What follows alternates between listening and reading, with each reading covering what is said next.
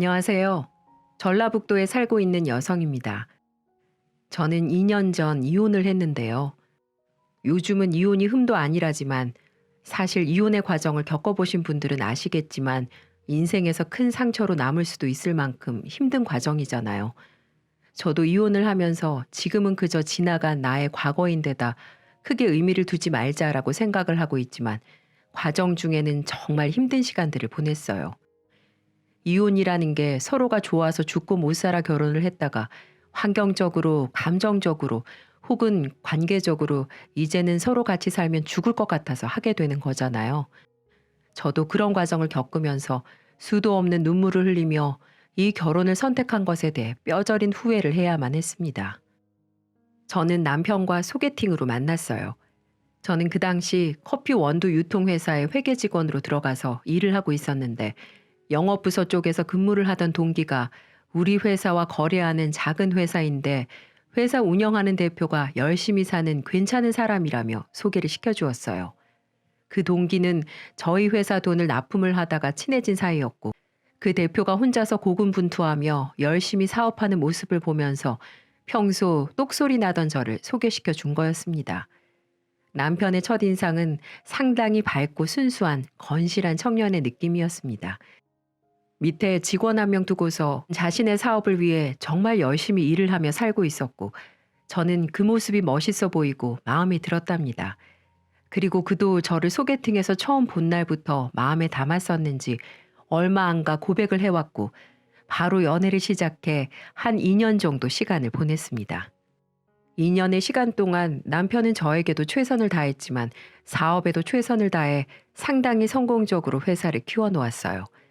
저는 그 사이에 남편이 사업에 더 집중을 할 수 있도록 아예 남편 회사로 들어가 회계를 담당하며 일을 도와주었죠. 초창기에는 적자도 날 때도 있었지만 남편은 그런 거에 개의치 않고 누구나 밟을 수밖에 없는 사업의 과정이라고 생각하며 오히려 본인이 가져가는 것은 없어도 저와 직원 월급을 다 챙겨주며 그렇게 일을 했어요. 그런 그가 저도 자랑스럽고 날이 갈수록 더 좋아졌어요. 그리고 그도 마찬가지였는지 힘든 과정을 보내고 회사 수입도 이제는 순이익을 꽤 보게 되고 안정적이게 되면서 그는 저에게 프로포즈를 해왔습니다. 그렇게 프로포즈가 성립이 되고 감격의 포옹을 나눈 뒤 저희는 곧바로 결혼을 하게 되었습니다. 근데 결혼을 하는 과정에서 보니 시아버지가 정말 멋진 분이시더라고요. 시아버지는 어릴 때부터 본인의 자식들을 굉장히 독립적으로 키우신 분이셨어요.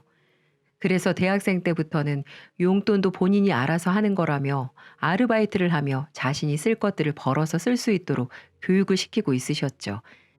남편도 그래서 대학생 시절부터 아르바이트를 하다가 대학 생활에 묶이는 것보다 자신의 사업체를 만들어 일을 하는 게 더 적성에 맞을 거라고 생각해 군대에서 제대한 후 바로 진학했던 대학교를 자퇴하고 이 일 저 일 하며 악착같이 돈을 모아 사업을 시작하게 된 거였어요. 물론 사업 자금도 시아버지가 일체 도와주지 않으셨다고 합니다.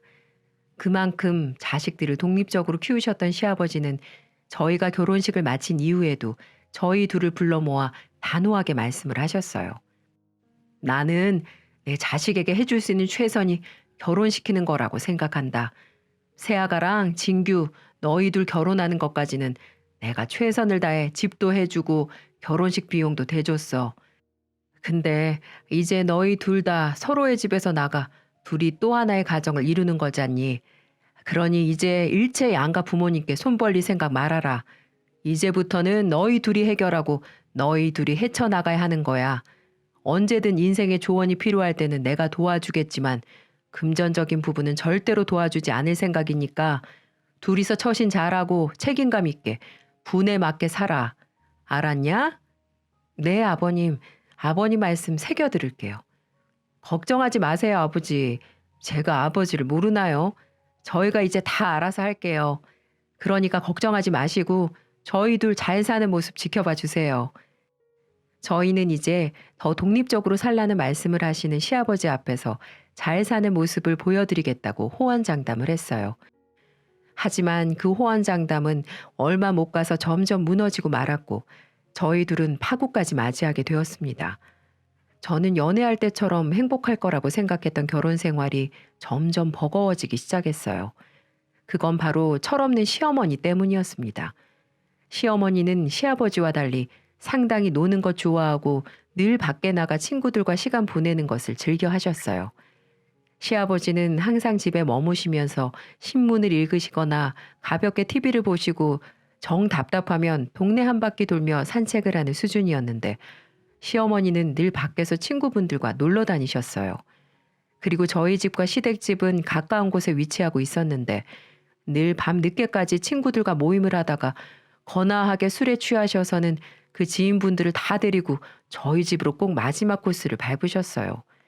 저나 남편은 일 끝나고 퇴근 후 시간을 보내고 있다가 시어머니의 갑작스런 방문에 아무것도 못하고 그대로 손님 맞이를 해야 했습니다. 시어머니는 아무런 연락도 없이 다짜고짜 저희 집에 지인분들 데리고 들어와서는 큰 소리로 늘 요구를 하셨죠. 예, 새아가 우리 여기 지금 막걸리 먹을 거니까 얼른 나가서 막걸리랑 파전거리 좀 사와라. 부침가루는 집에 있니? 빨리빨리 좀 만들어봐. 여기 손님들 기다리게 하지 말고. 네, 어머님 잠시만 기다리세요. 저는 처음에는 시어머니의 방문이 갑작스럽고 힘들었지만 그래도 또 그러진 않으시겠지 생각을 하며 해달라는 대로 해드렸어요. 저희 남편도 또 이러진 않으실 거라고 하기에 화가 나려는 걸 꾹 참고 했습니다. 근데 그 뒤로도 시어머니는 몇 번이나 더 그러셨어요.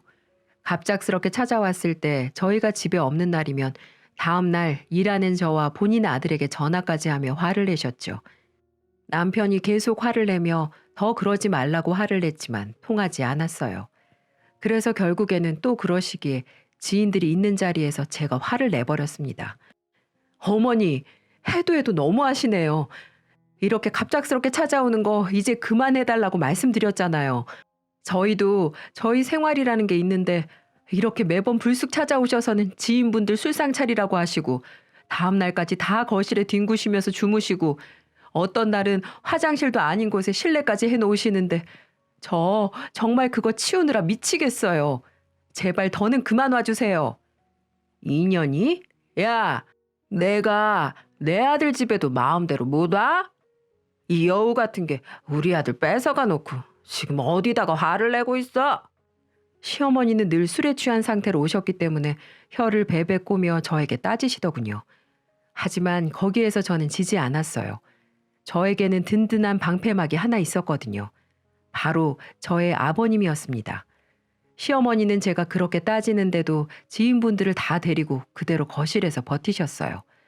저랑 남편이 화를 내는데도 몇몇 정신이 들어 눈치 보며 나간 지인들 외에는 거실에 죽치고 드러누워서 술상을 내놓으라며 행패를 부리고 있었죠. 저는 남편의 말도 듣지 않고 제 말도 듣지 않은 시어머니를 보면서 곧바로 시아버지에게 전화를 드렸어요. 사실 그전에도 이런 일이 몇 번이나 있었지만 두 분 사이를 생각해서 말씀을 안 드렸었는데 이번만큼은 참을 수가 없었어요.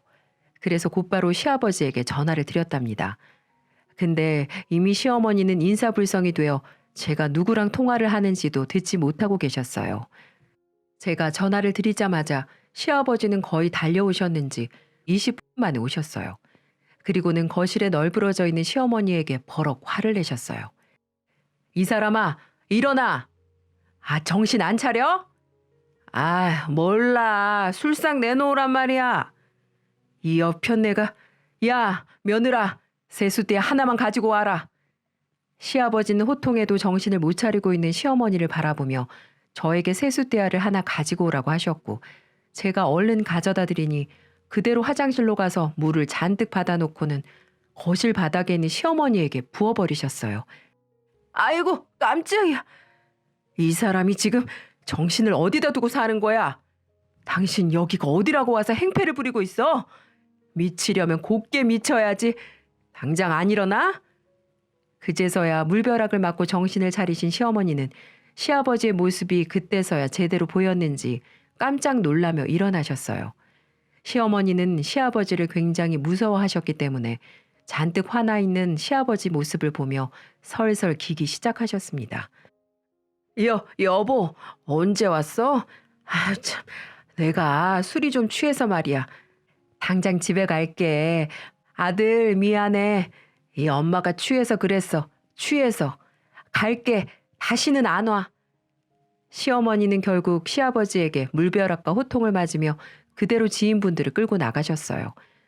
덕분에 저희 집 거실은 물바다가 돼버렸지만 다행히 거실에 카펫이라든지 젖어서 곤란해질 만한 것들이 아무것도 없었기 때문에 남편과 둘이서 해결하고는 그 뒤로 좀 평온하게 지냈습니다.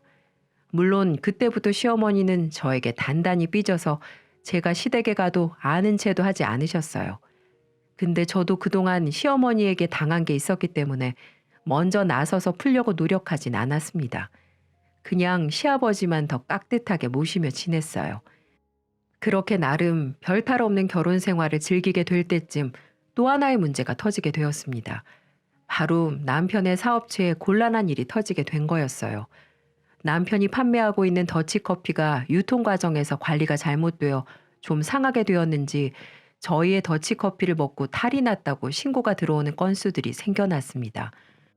회사 쪽으로도 신고가 들어왔지만 문제는 인터넷 쇼핑몰 리뷰에도 사람들이 이 내용들을 적은 통에 금세 소비자들이 떨어져 나가게 되었고 그 당시 주문이 들어와 공장에 의뢰를 했던 것들까지 싹 다 취소가 되면서 줄줄이 손해를 입게 되었어요. 무엇보다도 저희 더치커피를 마시고 탈이 난 소비자들은 치료 비용과 함께 정신적인 보상까지 요구를 하며 신고를 했기 때문에 저희 회사는 거의 재기가 불가능한 상황에까지 이르게 되었어요. 저도 남편도 또 저희 직원도 이 일을 해결하기 위해 정말 이리저리 뛰어다녔습니다. 저는 회계를 관리하면서 회사에 모아두었던 돈을 싹 다 끌어모아서 비용 처리를 해나갔는데 결국에는 그것도 부족해 마이너스 상태가 되어버리고 말았어요. 앞으로도 더 해결해야 하는 금전적인 부분들이 산더미처럼 남아있었는데 이걸 해결할 수 있는 여력이 전혀 없었습니다. 저는 여기에서 더 회사를 살릴 수 있는 방법이 없을 것 같아서 파산 신청을 하자고 했어요. 여보, 우리 파산 신청하자. 우리 회사 이대로는 못 살아나. 그냥 파산 신청하고 다시 새롭게 시작할 수 있는 방법 찾아보자. 지금 우리가 도움 구할 수 있는 곳도 없잖아. 기다려봐. 아버지 있잖아. 우리 아빠한테 말해보자. 당신 우리 결혼할 때 아버지가 하신 말씀 못 들었어? 그리고 아무리 돈 구한다고 해도 지금 우리 회사 회생 불가능해. 그러니까 지금이라도 포기하고 얼른 다른 방법 찾아보자. 웃기지 마. 내가 어떻게 세운 회사인데 당신 일 아니라고 그렇게 쉽게 말하지? 당신은 그럼 빠져 있어. 내가 알아서 할 테니까. 저는 오히려 저에게 화를 내며 고집을 피우는 남편을 말릴 수 없었어요. 그래서 어떻게든 해결을 하겠다고 하는 남편을 믿고 기다려보았지만 저의 믿음은 그대로 남편의 배신으로 돌아왔습니다. 저는 남편이 이곳저곳을 다니며 돈을 구하는 모습을 보고 안쓰럽다는 생각이 들었어요. 본인이 일으킨 회사였고 이제 어느 정도 인지도가 있는 회사였던지라 애착이 굉장히 강했습니다. 그래서 저는 그런 남편을 보면서 제가 가만히 있으면 안 되겠다는 생각이 들어 제가 신용대출을 받아 5천만 원을 건네주었고 카드론을 받아 3천만 원을 건네주었어요. 그리고 아파트도 대출받을 수 있는 만큼 다 받아서 어떻게든 이 상황을 해결하려고 노력했습니다. 하지만 저의 간절한 소망은 이루어지지 않았습니다. 한번 등을 돌린 소비자들, 거래처들은 저희 회사의 제품들을 모든 걸 끊기 시작했고 인터넷에 빠르게 입소문이 퍼지기 시작하면서 다시는 회사를 되돌릴 수 없는 처지까지 되었습니다. 결국 완전히 망하게 돼버린 거죠. 우리에게 남은 건 제 대출빚, 남편 대출빚, 그리고 하나 남은 아파트마저도 처분해야 되는 상황까지 오고야 말았습니다. 그날 이후부터 우리의 부부 생활은 지옥과 같았습니다. 남편은 그 이후 정신 나간 사람처럼 폐인 생활을 하기 시작했고 당장 대출 이자를 내야 하는데 어떠한 일도 하지 않았어요. 그때마다 제가 친정에서 손을 벌려 메꾸거나 친구들, 지인들에게 부탁을 해가며 겨우겨우 막을 수가 있었죠. 도저히 참다 남편에게 한마디를 했습니다. 당신 언제까지 이렇게 살 거야? 언제까지 이렇게 폐인처럼 살 거며 우리에게 잔뜩 남은 빚들 어떻게 할 거냐고. 나도 너무 지쳐. 너무 힘들다고. 제발 정신 좀 차려. 뭐? 인연이 내가 이렇게 거지됐다고 무시하는 거야? 너도 이제 내가 만만하지? 꼴 보기 싫으면 이혼해. 이혼하라고. 난 네가 내게서 꺼지든 말든 상관없으니까. 어차피 내 인생 망했어. 이런 꼴 보기 싫으면 당장 꺼지라고. 이렇게 소리를 지르며 집에 있는 TV, 액자, 화분 등을 부수기 시작했습니다. 이런 과정에서 몇 번은 타이르고 부탁하고 달래보기도 했지만 남편의 행동들은 점점 제가 감당할 수준이 아니었습니다. 그래서 저는 과감히 남편과 이혼을 하기로 결정하기로 했죠. 남편도 순순히 도장을 찍어주었어요. 그날은 남편이 술을 먹지 않은 날이었는데 내게 와서는 그동안 너무 미안했다며 사과를 해왔어요. 미안해 여보. 내가 더 이상은 당신 잡을 수 없을 것 같아. 이제 모든 걸 잃고 행복하게 잘 살아. 정말 잘해주고 싶었는데 그러지 못해서 정말 미안해. 라고 말을 하며 눈물을 흘리더군요. 마음이 아팠습니다. 하지만 어쩔 수 없었어요. 저도 아직 나이가 인생을 포기하기에는 이르다 생각했기에 저도 남편에게 정신 차리고 잘 살라고 말을 하며 냉정하게 그 자리를 벗어날 수밖에 없었습니다. 그렇게 우리의 짧은 결혼 생활은 막을 내렸습니다. 이혼하고 나니 제게 남은 건 8천만 원이라는 대출빚 뿐이었습니다. 그래서 저는 이혼 후부터 8천만 원이라는 빚을 갚기 위해 또 악착같이 살아가야 했죠. 결혼 생활만큼이나 억울하고 지옥 같은 시간이었어요. 하지만 그래도 제 인생을 이대로 포기할 수 없어 저는 정말 열심히 일을 하며 살았습니다. 그런 저의 모습을 보고 하늘이 도우신 건지 저에게는 뜻하지 못할 행운이 찾아왔답니다. 저는 이혼 후에 한 건설사로 들어가 일을 하고 있었어요. 작은 회사였지만 제 미천한 경력을 보고도 뽑아준 고마운 회사였고 한 10개월 정도 일하니 대리라는 직책까지 주시더군요. 직원이 9명뿐인 회사라 의미는 별로 없었지만 회사에서 저를 인정해주는 것 같아 더 회사에 애착이 갔었죠. 그러다 회사 다닌 지 1년 정도가 지났을까요? 저는 정말 우연히 놀라운 장면을 하나 목격하고 말았습니다. 너무 큰 충격이었어요. 바로 저의 전 시모가 저희 회사 대표와 바람피는 장면이었죠.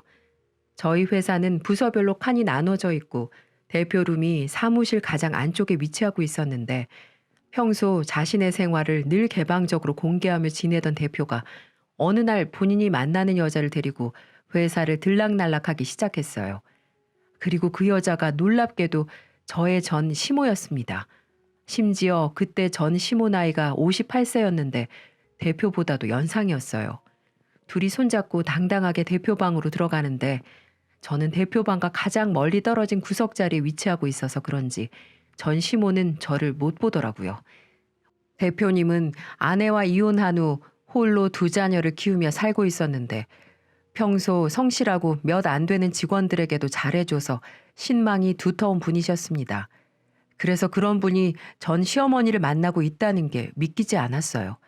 제가 생각하기에는 대표님에게 유부녀라는 걸 숨기고 접근한 것 같아 보였습니다. 오히려 내가 이 사람 여자친구라는 걸 자랑하듯 당당하게 고개를 쳐들고 앞만 보고 걸어가는 꼴이 우스웠습니다. 사실 전 시모는 제가 남편과 이혼을 할 때 저 때문에 본인 아들이 망한 거라며 폭언을 마구 했었어요. 그래서 끝인상이 매우 좋지 않은 상태로 남아 있었죠. 반면에 시아버지는 제 손을 꼭 잡아주시며 그동안 고생 많았다고 해주셨어요.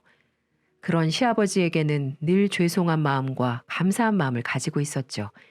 그래서 저는 그날 바로 전 시아버지에게 가서 시어머니가 바람피고 있다는 사실을 알려드리기로 결정을 했습니다. 아버님, 오랜만에 얼굴 뵈었는데 이렇게 안 좋은 소식 전해드려서 죄송합니다. 근데 아버님을 생각해서 말씀을 드려야 할 것 같아서요. 그래, 무슨 일이길래 그렇게 거창하게 사과부터 하는 거냐? 말해봐. 사실 제가 지금 건설회사에 다니고 있는데 오늘 저희 대표님이 본인 애인이라며 여자를 한 명 데리고 왔는데 그게 어머님이셨어요. 보자마자 제가 너무 놀라서 사진을 찍거나 하진 못했는데 어머님이 분명했어요. 그래서 아버님께 이 사실을 알려드려야겠다 싶더라고요. 뭐야? 이 미친 여편네가 끝까지. 고맙다 아가. 네, 이 여편네 가만두나 봐. 혹시라도 더 알게 되는 거 있으면 바로 연락 좀 줄 수 있겠니? 네, 아버님, 그럴게요. 시아버지는 저의 말을 듣자마자 또 화를 내기 시작하셨고 잔뜩 흥분을 한 상황에서 저에게 고맙다고 하고는 그 뒤로 또 새롭게 알게 되는 사실들이 있으면 바로 전달을 해달라고 하셨어요. 그래서 저는 아버님께 더 힘을 실어드리기 위해 일부러 대표님께 접근을 했습니다. 대표님, 임대리, 무슨 일인가? 저번에 회사로 모시고 오셨던 여자친구분 말이에요. 되게 미인이시던데 어디서 그런 분을 다 만나신 거예요? 저는 일부러 대표님께 접근을 해서 새로운 정보들을 마구 입수를 했어요. 하하, 그래. 나보다 누난데 말이야. 아주 그냥 예쁘더라고. 내가 전주에서 등산 동호회를 하나 하고 있는데 거기에서 만났어. 같이 등산하면서 정든 거지 뭐. 아, 네. 그러셨구나. 요즘에는 데이트 안 하시나 봐요? 사무실에 또 안 모시고 오세요? 뭐 조만간 같이 올 수도 있고. 근데 임대리, 뭘 그렇게 관심이 많아? 네? 아, 아니요. 대표님처럼 개방적이신 분 처음 봐서요. 멋있으세요. 하하하, 고마워. 저는 대표님에게 평소 하지도 않던 아부까지 하며 정보를 캐내어 그대로 시아버지에게 전달을 해드렸어요. 시아버지도 그동안 그 뒤를 캐면서 증거들을 많이 모으셨는지 이혼을 준비 중이라고 하시더라고요. 솔직히 처음에는 내가 괜히 말씀을 드린 건가 걱정이 되었어요. 근데 가만히 생각을 하니까 오히려 사고뭉치에 철없이 남편 고생만 시키는 시어머니에게 배신당한 시아버지가 너무 불쌍하더라고요. 그래서 오히려 벗어나게 해드릴 수 있는 통로를 알려드리게 된 것 같아 뿌듯했습니다. 시어머니 정보를 알려드린 후 한동안 연락이 끊겼었어요. 시아버지 쪽에서 이만하면 충분할 것 같다고 말씀을 하셨기에 저도 더 보태지 않고 있었죠. 그러다 몇 개월 뒤에 이번에는 시아버지가 저를 먼저 호출을 하셨어요. 아버님, 잘 지내셨어요? 그간 어떻게 지내셨어요? 어머니랑 일은 잘 해결하신 거예요? 그래, 아가, 너도 잘 지냈지? 다 해결했다. 다 끝났어. 그 옆편네하고는 깨끗하게 이혼했다. 너네 대표라는 사람한테 위자료까지 청구해서 다 받았고 이제 깨끗하게 남남이야. 속이 다 후련하구나. 그러셨어요? 잘하셨어요, 아버님. 정말 고생 많으셨어요. 앞으로는 아버님만 생각하시면서 노년 행복하게 지내세요. 그래, 고맙다. 근데 아가, 내가 이혼을 해보니 네 생각이 참 많이 나더구나. 우리 아들놈이야 아직도 정신 못 차리고 빌빌거리고 있으니 꼴도 보기 싫은 거 말 다 했고 내 아들놈 끝까지 도와보겠다고 사업 마무리 될 때까지 자리 지켜준 네가 이혼하면서 떠날 때 그 마음이 얼마나 아팠을꼬 생각을 하니까 내 정말 너한테 미안해지더구나. 아버님, 그동안 어떻게 지냈니? 내가 진작에 이것부터 물어봤어야 했는데 이게 먼저였는데 말이야. 저 그냥 잘 지냈어요. 이혼하고 곧바로 직장 구해서 다니면서 빚 갚으며 지냈어요. 사실 결혼 당시에 사업 살려보겠다고 제 명의로 대출을 좀 받았는데 지금은 그거 갚으면서 지내고 있어요. 아, 뭐야? 왜 이혼할 때 진작 그 얘기를 안 했니? 내가 우리 아들 대출 빚은 못 갚아줘도 우리 아들 때문에 남의 귀한 자식을 이대로 인생을 살게 할 순 없지. 기다려봐라. 한 30분 걸릴 게다. 그러시고는 어디론가 다녀오시고는 제게 두꺼운 돈 뭉치를 들이대셨습니다. 아버님, 이게 뭐예요? 뭐긴 뭐야. 8천만 원이지. 이걸로 당장 빚 갚아라. 너는 그런 일이 있었으면 진작에 말을 했어야지. 이건 그거랑 경우가 다른데. 진규놈이야 지가 진 빚 지가 알아서 갚아야겠지만 너는 아니잖아. 그거 다 내 새끼 때문에 피해 입은 건데 왜 네가 그걸 갚어? 아버님, 죄송해요. 그리고 감사합니다.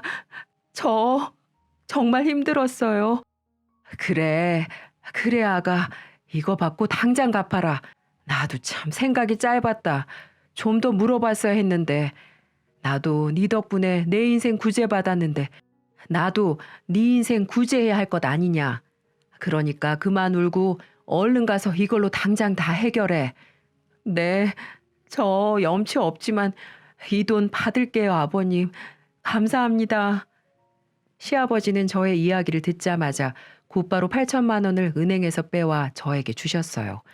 저는 그 돈 뭉치를 안고 그 자리에서 얼마나 울었는지 몰라요. 결혼 생활부터 시작해서 이혼 후 지금까지 힘들게 산 저의 인생을 이렇게 보상받는구나 싶었거든요. 그렇게 시아버지와의 감격스러운 만남 이후에 저는 빚을 싹 다 갚고 이제는 제 통장에 돈을 모아가며 열심히 남은 인생을 살고 있어요. 시아버지에게 이야기를 들어보니 전 남편은 아직도 정신을 못 차리고 이 일 저 일 기웃거리며 겨우 빚만 갚아나가고 있는 상황이라고 하더군요.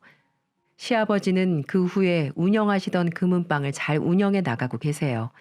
한 번씩 찾아뵙고서 밥도 먹고 하는데 시어머니와 사실 때보다 훨씬 더 표정이 편안해 보이신답니다. 저는 제 인생을 구제해 준 시아버지에게 작은 것이라도 뭔가 드리고 싶어 얼마 전에는 한약도 한 접 대접해 드렸답니다. 시어머니는 무슨 원룸 같은 데를 잡고 지금 살고 계신다고는 들었는데 이제부터는 제발 정신 좀 차리고 이제 나이도 60 다 돼가는데 노후 준비나 잘하셨으면 좋겠네요. 말년에 남편 잃고 아들도 정신 못 차리고 있고 남은 거라고는 몸뚱이 하나밖에 없는데 그거라도 잘 지켜서 살길 바랄 뿐입니다. 뭐니 뭐니 해도 건강이 최고니까요. 얼마 전에 제가 또 궁금해서 은근슬쩍 대표님께 여쭤보니까 아주 펄쩍 화를 내시며 그 여자 얘기는 꺼내지도 말라고 하시더라고요. 아마도 호되게 당한 뒤 헤어지신 듯 했습니다. 요즘은 하나 둘 제자리를 찾고서 모든 것이 평화로워지고 있는 듯한 기분으로 살고 있어요. 저도 젊은 나이에 결혼하고 이혼했지만 지금은 아무렇지도 않게 잘 살고 있어요. 또 요즘 돈 모으는 재미에 푹 빠져서 재테크도 조금씩 공부 중이랍니다. 앞으로 제 인생은 활짝 필 일만 남았다고 보면 될 것 같아요. 여러분의 인생도 활짝 펴지시길 응원할게요. 감사합니다.